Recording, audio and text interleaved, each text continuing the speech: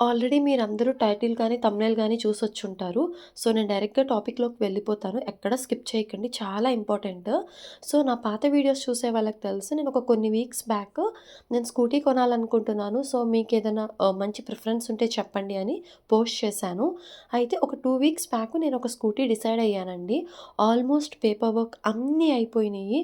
ఇంక కొనేద్దాము అన్నప్పుడు ఏంటంటే, నాది పాత స్కూటీ ఉంది. సో, డెఫినిట్‌గా దాన్ని ఎక్స్‌చేంజ్ చేయాలి కాబట్టి పాడైపోయిన దాన్ని, ఆ ఎక్స్‌చేంజ్ టైంలో నా ఆర్‌సీ కార్డ్ పైన బ్యాక్ సైడ్ నా పేరు మీద లేదు. ఎందుకు అంటే ఒక 7, 8 ఇయర్స్ బ్యాక్ నేను లోన్ మీద తీసుకున్నాను ఆ వెహికల్‌ని. అది నేను 1 ½ ఇయర్‌లోనే మొత్తం పే చేసేసాను. కానీ నాకు ఆ టైంలో తెలీదు. కంప్లీట్ పేమెంట్ అయిన తర్వాత ఎన్ఓసీకి అప్లై చేయాలి. ఎన్ఓసీ వస్తుంది. దాన్ని మళ్ళీ ఆర్‌టీఓ ఆఫీస్‌కి తీసుకువెళ్ళి ఆర్‌సీ కార్డ్‌ని మన పేరు మీదకి చేంజ్ చేసుకోవాలి. ఇంత పెద్ద ప్రాసెస్ ఉంటుందని నాకు తెలీదప్పుడు. పే చేసేసాను. అమౌంట్ క్లియర్ అయిపోయింది. అంతే అనుకున్నాను.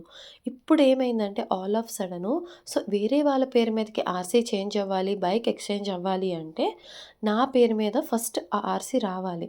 ఇప్పుడు నా కష్టం చూడండి. ఫస్ట్ థింగ్ అప్పట్లో నేను ఎవరో మాకు తెలిసిన ఫ్రెండ్ వాళ్ళ అడ్రస్ ఇచ్చి పెట్టాను. మనం లోకల్‌గా తీసుకోవాలి అంటే లోకల్ రెసిడెన్సీ ఏదో ఒకటి ఉండాలి కాబట్టి, అలా రెంటల్ అగ్రీమెంట్ ద్వారా మా ఫ్రెండ్ వాళ్ళది పెట్టాననమాట. First point. రెండోది, నేను తీసుకున్నటువంటి ఫైనాన్స్ ఏదైతే ఉందో అది నేమ్ కూడా ఇప్పుడు చేంజ్ అయిపోయింది. నేమ్ చేంజ్ అయిపోవడం వల్ల నేను చాలా కష్టపడి ఆ నేమ్‌ని సెర్చ్ చేసి అందరికీ అంటే లైక్ కాల్స్ కస్టమర్ కేర్ మీ అందరికీ తెలుసు జనరల్‌గా ఇలాంటి ఫైనాన్స్‌వి, లోన్‌వి కస్టమర్ కేర్ కలవడం అనేది చాలా అంటే చాలా కష్టం. సో, నాకు తెలిసిందేంటంటే నేను తీసుకున్న తర్వాత ఇప్పుడు ఆ కస్టమర్ కేర్ అనేది ఆ లోన్ రిలేటెడ్ సర్వీసెస్ అనేది మూడోసారి నేమ్ చేంజ్ అయింది. ఫైనల్‌గా చాలా కష్టపడి ఆ కస్టమర్ కేర్ నెంబర్ వాళ్ళతో కనెక్ట్ అయ్యాను. కనెక్ట్ అయిన తర్వాత వాళ్ళు నాకు చెప్పిందేంటంటే, "అప్పుడే మేము మీ అడ్రస్‌కి ఎన్ఓసీ పంపించేసాము. బట్ ఎవరు తీసుకోకపోవడం వలన అది బ్యాక్‌కి వచ్చేసింది. ఇన్ని ఇయర్స్ అయింది కాబట్టి, సో, ఇప్పుడు మళ్ళీ మీరు ఇంకొంచెం అంటే లైక్ మళ్ళీ ఎన్ఓసీ అనేది ఫ్రెష్‌గా పంపించడానికి అమౌంట్ అనేది పే చేయాలి" అన్నారు. ఆఫ్‌కోర్స్ అది జనరల్ అమౌంటే చెప్పారు. నాకు రూ. 300 చెప్పారు. అక్కడ పాయింట్ 300 కాదు. ఇన్ని ఇయర్స్ అవ్వడం వలన ఫస్ట్ పాయింట్ నా లోన్ అకౌంట్ నంబర్ నేను మర్చిపోయాను. అడ్రెస్ మా ఫ్రెండ్ వాళ్ళది కాబట్టి నాకు అస్సలు గుర్తులేదు. కాకపోతే లక్కీగా ఆర్‌సీ కార్డ్ మీద ఉంటుంది. ఎవరికైనా కావాలంటే జస్ట్ ఐడియా కోసం చెప్తున్నాను. సో, వాళ్ళేమన్నారంటే లోన్ అకౌంట్ నంబర్ గానీ, ఆర్‌సీ కార్డ్ గానీ వెరిఫై చేయమన్నారు. అడ్రెస్ కానీ వెరిఫై చేయమన్నారు.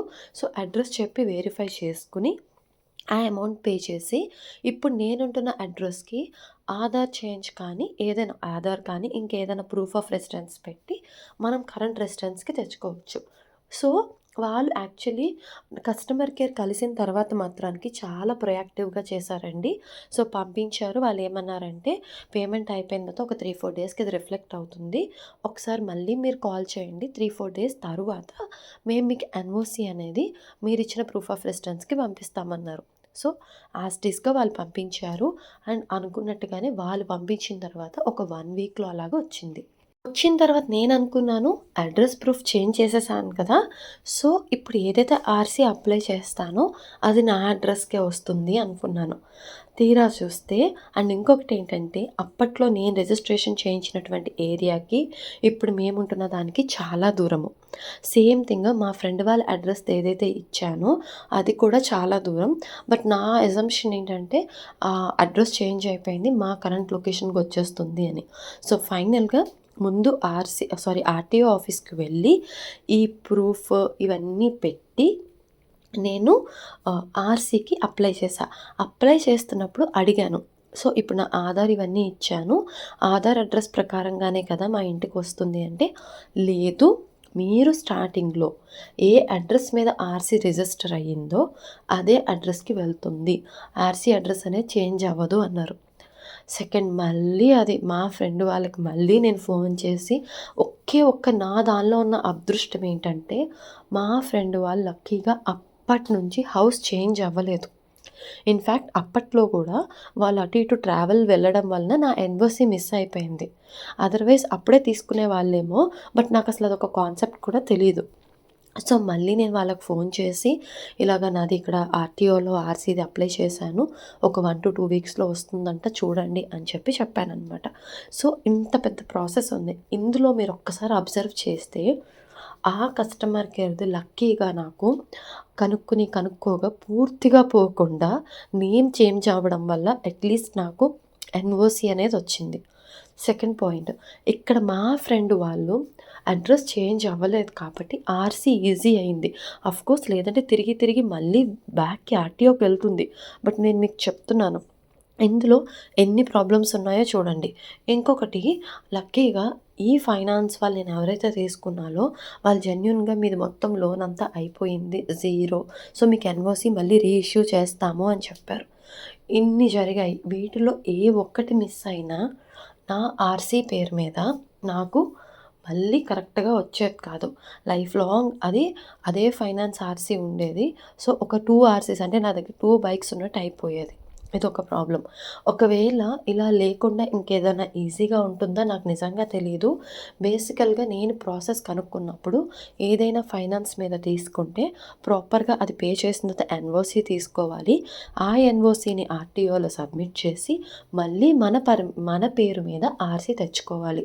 ఇది నాకు తెలిసిన ప్రాసెస్. సో, ఫైనల్‌గా అదే ప్రాసెస్ ఫాలో అయ్యి నేను ఇప్పటికైతే తెచ్చానండి. ఇంకా స్కూటీ కూడా కొనలేదు. బట్ ఇది పర్సనల్ థింగ్ కాబట్టి నేను షేర్ చేయాలనుకోలేదు ఫస్ట్. ఇది అన్‌ఎక్స్‌పెక్టెడ్‌గా చేస్తున్న వీడియో నేను. ఇది అనుకోకుండా ఏంటంటే మా నైబర్స్ తెలిసిన వాళ్ళు "ఏంటి స్కూటీ తీసుకుంటా అన్నావు గదా! ఇంకా తీసుకోలేదే" అన్నప్పుడు ఇది నేను క్యాజువల్‌గా షేర్ చేశాను వాళ్ళకి. మీరు చెప్తే షాక్ అవుతారు. ఈజీగా నేను చెప్పిన ఒక 5 పీపుల్‌లో ఆల్మోస్ట్ 4, 5 పీపుల్‌లో ఒకళ్ళిద్దరివి సిమిలర్ కేసెస్ ఉన్నాయి. వాళ్ళు కూడా పట్టించుకోలేదు. అంటే ఇక్కడ నాకు అర్థమైందేంటంటే కొంతమందికి తెలీదు. కొంతమంది తెలిసినా చూద్దాంలే అని పట్టించుకోరు. ఎప్పుడో అవసరమైనప్పుడు పట్టించుకుంటారు. సో, ఎవ్వరూ ఇలాంటి ప్రాబ్లమ్స్ ఫేస్ చేయకండి. మనం ఇంత కష్టపడి మనీ పే చేస్తున్నప్పుడు కొంచెం టైం స్పెండ్ చేసి ఎన్ఓసీని జాగ్రత్తగా తెచ్చుకొని ఆర్‌సీ మీ పేరు మీద తెచ్చుకోండి. ఇది నేను మీ అందరికీ ఎందుకు షేర్ చేయాలనుకున్నానంటే నాలాగా ఎవరు ప్రాబ్లమ్ ఫేస్ చేయకూడదు అని చెప్పి. అండ్ ఇంకొకటి, ఈ వీడియో చాలా ఇంపార్టెంటు. అందరికీ తెలియాలి కాబట్టి ఎవ్రీ వీడియోలో లాగా గివ్ అవే క్వెషన్స్, నామినీస్ ఇవేమీ పెట్టలేదండి. ఎందుకంటే దీని యొక్క ఇంపార్టెన్స్ పోతుంది అని మీరందరూ అర్థం చేసుకుంటారనుకుంటున్నాను. But weekend give away winner live as it ఈస్‌గా అలాగే ఉంది. అందులో ఎటువంటి చేంజు లేదు. సో, డెఫినెట్‌గా ఈ వీడియో మాత్రం మీ అందరికీ హెల్ప్ అయిందనే అనుకుంటున్నాను. అండ్ మీకు తెలిసిన వాళ్ళకి కూడా షేర్ చేయండి. అండ్ పాసిబిలిటీ ఉన్నంత వరకు మన దగ్గర ఛాన్స్ ఉన్నంత వరకు ఒక రోజు లేట్ అయినా కానీ లోన్ తీసుకోకపోవడమే బెటర్ అనిపిస్తుంది.